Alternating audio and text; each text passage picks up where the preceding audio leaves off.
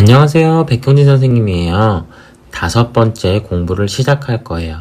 선생님과 학교에서 만나지는 못하지만 목소리로나마 이렇게 만나고 있는데 선생님과 여러분이 유튜브를 통해 만나서 선생님의 이야기를 듣고 여러분이 댓글을 남기는 것이 다름 아닌 공부이니까 댓글을 꼭 달아주세요. 선생님과 학생들의 만남이 공부이기 때문이에요. 댓글을 달지 않게 되면 선생님의 목소리만 있고 학생들은 없는 거니까 그건 공부가 될 수 없거든요. 여러분들이 있어야 공부가 완성되는 거예요. 별거 아니라고 생각할 수도 있지만 여러분의 댓글이 정말 소중한 거예요. 꼭꼭 약속해요. 그럼 5번째 이야기를 시작할게요. 지난 시간에는 이그드라실이라는 거대한 나무로 연결된 9개의 세상에 대해서 이야기했었지요. 그 중에서 미미르의 샘 기억나나요? 이그드라실의 뿌리에 물을 주는 3개의 샘, 우르드의 샘, 흐베르겔미르의 샘, 미미르의 샘 이렇게 3개 중 하나였지요. 미미르의 샘은 서리 거인들의 영토에 있다고 했었어요. 이 샘은 땅속 깊은 곳에서 콸콸 솟아올라 세계수인 이그드라실에게 양분을 공급해요. 현자이자 기억의 수호자인 미미르는 아는 게 많았어요. 그의 셈은 곧 지혜였죠. 세상이 생겨난 지 얼마 안 됐던 시절에 그는 매일 아침 갤라르 호른이라는 뿔로 만든 잔으로 샘물을 퍼서 마셨어요. 아주 오래전 세상이 젊었던 시절 오딘은 긴 망토와 모자를 걸치고 방랑자로 변장해 거인들의 땅을 여행했어요. 지혜를 얻기 위해 목숨을 걸고 미미르에게 접근한 거예요. 오딘은 미미르에게 말했어요. 미미르 삼촌, 당신의 샘에서 솟아난 물을 딱 한 모금만 마시게 해주세요. 제 유일한 부탁입니다. 미미르는 고개를 가로저었어요. 미미르 자신 외에는 그 누구도 샘물을 마셔서는 안 된다고 생각했어요. 미미르는 아무 말도 하지 않았어요. 원래 침묵을 지키는 이들은 실수를 하지 않는 법이니까요. 오딘이 다시 말해요.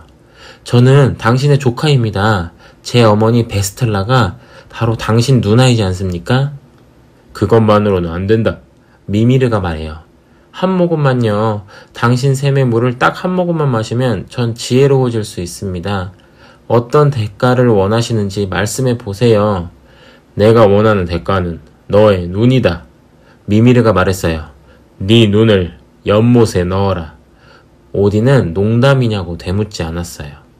미미르의 샘에 도달하기 위해 거인의 나라를 지나오는 여행은 길고 위험했어요. 이곳에 도착하기 위해 기꺼이 목숨을 걸었던 거예요. 그는 지혜를 얻기 위해서라면 그 이상이라도 할 각오가 되어 있었어요. 오딘의 얼굴에 단호한 결의가 떠올랐어요. 칼을 주십시오. 잠시 뒤 그는 자기 눈을 조심스럽게 연못 안에 넣었어요. 연못에 잠긴 눈은 맑은 물속에서 오딘을 빤히 바라보았어요. 오딘은 갤라르 호른에 미미르 샘의 물을 가득 채워 자기 입으로 가져갔어요. 물은 차가웠지요. 오딘은 한 방울도 남기지 않고 모두 마셨어요. 그러자 지금까지 몰랐던 지혜가 샘솟기 시작했어요. 그는 이제 하나뿐인 눈으로 눈이 2개 있을 때보다 더 멀리까지, 더 선명하게 볼 수 있게 되었답니다. 오딘이 신들 중 가장 현명하다고 하는 것은 바로 미미르의 샘물 때문인 거예요. 이때부터 오딘에게는 눈먼 신이라는 뜻의 블린드, 혹은 애꾸눈이라는 뜻의 호아르, 불타는 눈을 가진 자라는 뜻의 발레이그 같은 다양한 이름이 붙게 되었어요. 오딘의 눈은 지금도 미미르의 샘에 잠겨 세계수에게 물을 공급하는 샘물 속에 보존되면서 아무것도 보지 못하는 동시에 모든 것을 보고 있어요.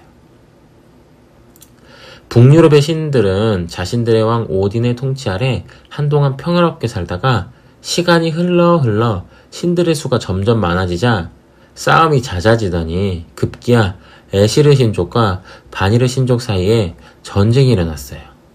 그 전쟁이 어찌저찌 끝나고 서로의 전쟁 포로들과 평화협정에 의한 병사들과 장수들을 교환할 때 오딘은 바니르 신족의 새로운 우두머리가 될 에스르의 친묵이신 헤니르와 지혜로운 미미르를 함께 바니르 신족에게 보냈어요.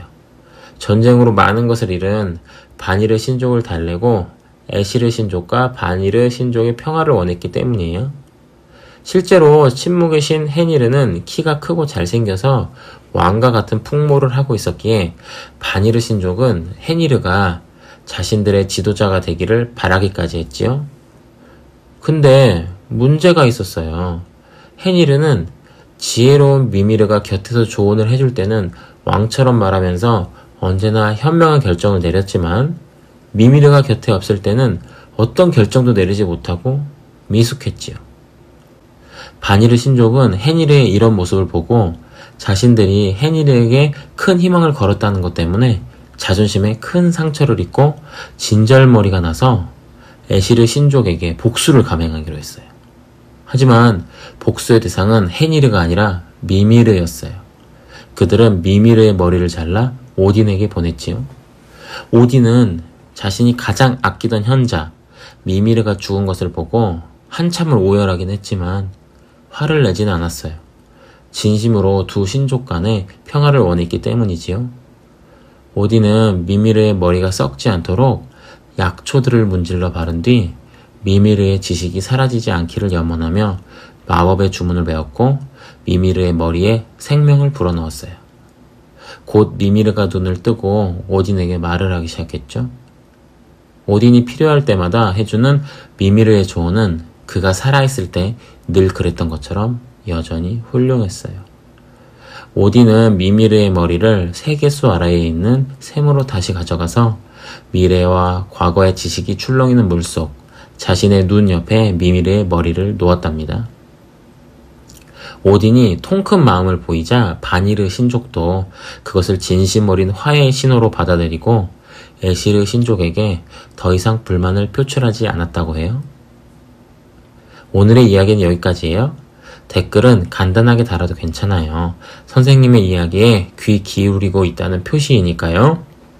댓글로 꼭 표시해주세요. 그럼 이만 인사할게요. 내일은 어떤 이야기로 찾아올지 기대해주세요. 안녕.